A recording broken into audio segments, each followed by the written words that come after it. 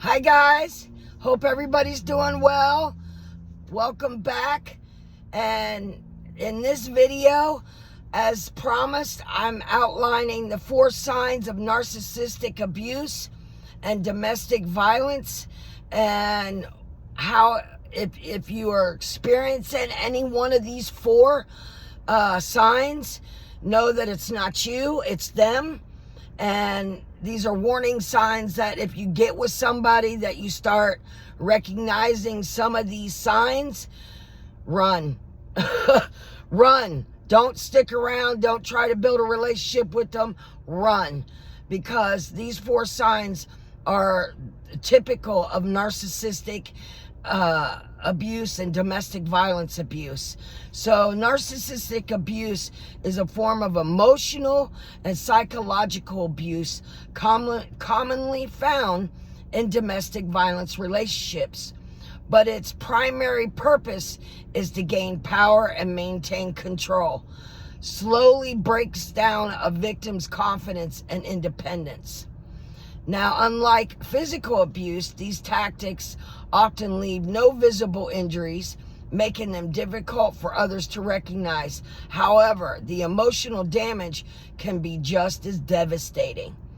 So I used to say that, because I was involved in both narcissistic behavior, abuse, and domestic violence. And the bruises heal, but what's embedded into your mind takes time to heal. And so I don't know, they're both bad altogether, but all I can tell you is, and by outlining these 4 criteria, it's allowing you to see the control that the abuser is manipulating you through to gain that control. And so it may not be bruises, but it's heavily embedded into your mindset, what the abuser's trying to do. So 4 of the most common signs of narcissistic abuse are gaslighting, love bombing, trauma bonding, and coercive control. And I'm going to outline, and I've had some experience in some of these, and I'm going to outline exactly what each one entails, so you get a better understanding, and it can help you identify that when you get with a relationship with someone that you're not sure of. So with this being said, gaslighting is a manipulation tactic that causes victims to question their own memory, their judgment, and their reality. And abusers may deny saying or doing something and accuse the victim of being too sensitive, or insist that events never happened, kind of making you think that you're crazy, basically. And over time, the victims begin to doubt themselves and increasingly relies on the abuser's version of reality. And this confusion strengthens the abuser's control while weakening the victim's confidence. And that's gaslighting. So if you're with somebody and they start saying to you, that never happened, when you know darn well it did, that's a sign. Or if, something's going on and they never want to take responsibility for anything and they just want to constantly deflect it onto you, that's a sign.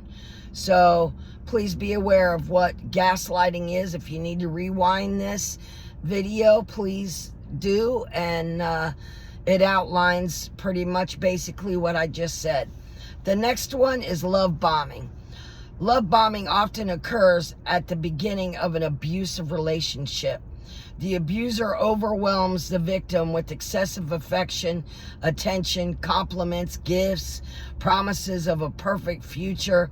This intense display of love creates a deep emotional attachment and a false sense of security. And this happened to me.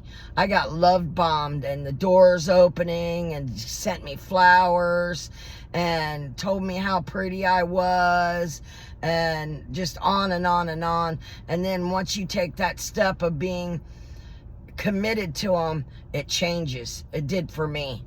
And then it got worse and worse and worse the more time went on. And then once the victim is emotionally invested, the abuser gradually replaces affection with criticism, manipulation, control, leaving the victim longing for loving person they first believed that was their abuser, their abuser to be. So they make you to believe they love you, they love you, they love you, they care so much about you. But then once you start getting committed, this manipulation begins, and it slowly erodes the love that you develop for the person. It did me, and it took me, I think, one of my relationships, 6 months. He was real charming, real, flowers, open the car doors, very attentive to my needs. So I'm like, this guy's pretty darn good, and once you carry it to the next level, it slowly starts to change. And I didn't know this then, and this was in the 80s. And so none of this was discussed back then. So I wished I had this information back then. It would have probably saved me, sooner than it did. But unfortunately, we're here today, and I'm here to bring light to victims and survivors of what these differences are between narcissistic abuse and domestic violence abuse. So the next one is trauma bonding. And trauma bonding develops when periods of abuse are repeatedly followed by moments of kindness, apologies, or affection. Now, I got this. He would be abusive to me, and then, oh, I'm sorry, baby, I never meant to do this. It won't happen again. And that happened again and again and again. And after a while, you start realizing something ain't right here. Don't fall for it. I'm telling you, don't fall for it. So this cycle creates a powerful emotional attachment that can make it extremely difficult for victims to leave the relationship. The victims may cling to the hope that the abuser will change or return to the loving behavior shown earlier in the relationship. And that's what I did. I started thinking, maybe there's hope, maybe because they were nice before. What happened? So that was my train of thought back then, and that's why it was difficult for me to leave. And then the trauma bonds are rooted in fear, dependency, and intermittent reinforcement, making the cycle of abuse especially difficult to break. So, it's just, please be aware of each one of these, so far 3 signs that I've identified. And again, if you have to go back and replay this video, please do. But it will help you understand, if you get in a relationship, what to look for and how they're acting. And it's no good. It's no good for anybody, this behavior. And the last one is coercive control.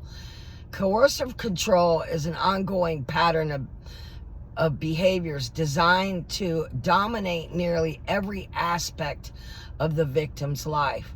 This may include isolating them from victims' family and friends. That's what happened to me.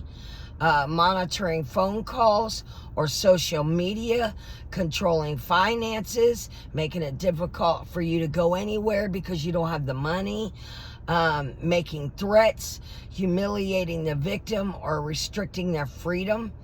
Rather than relying solely on physical violence, coercive control creates an environment of fear and intimidation where the victim feels trapped and powerless. Now, this happened to me in the 80s with one of the abusers I was with.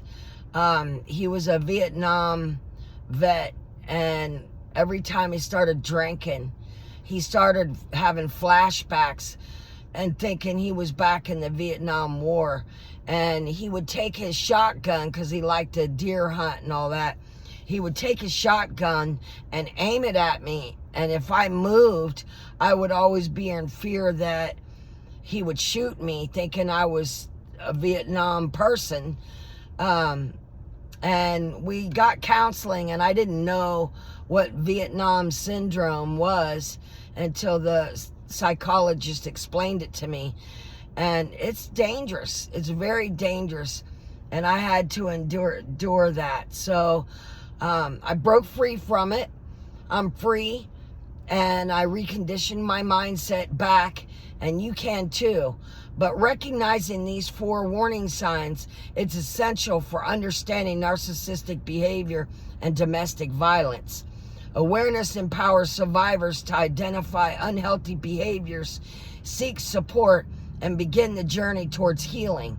And that's the whole purpose of what I'm trying to do. I'm trying to educate ourselves about gaslighting, love bombing, trauma bonding, and coercive control, so we can better support victims, raise awareness within our communities, and help break this cycle of abuse. And so that's what this video was all about, was identify the 4 signs when you're around somebody or in a relationship, what to look out for. It's just no good. And if you start seeing those signs, please run. And I don't mean that lightly. Get the hell away from them, because it's only going to get worse. And I just wished I knew this in the 80s with one of my abusers that was heavily into this mind manipulating, because for many, many, many, many years, I was feeling unworthy. I was feeling everything was my fault. And then when I left that person, I carried that into another relationship. And when they did it, it was just my choices of picking people needed to change, but my mindset wasn't reconditioned back to a healthier way. I just went from one relationship of abuse to another. And that's why today it's so important that I'm bringing awareness and to these topics, so it could help somebody sooner than it did me. And so with that said, I thank you for your time. I thank you for watching my videos. I hope everybody is doing good. I wish you many blessings, and I love you, and I'm here if you need me. You can reach out to me at any time. Leave a comment. Please like and subscribe if this content was good for you. And I'll see you on the next one.